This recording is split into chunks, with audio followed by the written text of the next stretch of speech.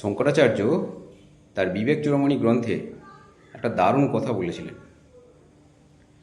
জীব যদি আত্মাকে জানতে পারে তাহলে জীব মৃত্যুকে অতিক্রম করতে পারে, না হলে মরণের হাত থেকে নিস্তার লাভের অন্য কোনো উপায় বা পথ নেই।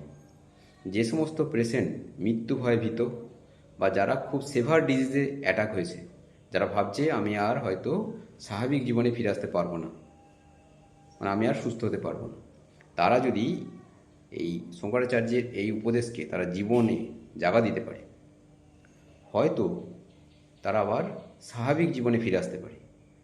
শঙ্করাচার্যের এই উক্তি যদি কোনো ব্যক্তি তার জীবন রথে একটুও স্থান দেয়, তার মনের স্মৃতি এমন জায়গায় পৌঁছায় যেখানে এই জগতের কোনো কিছু তার উপর কর্তৃত্ব করতে পারবে না, রোগ তো দূরের কথা।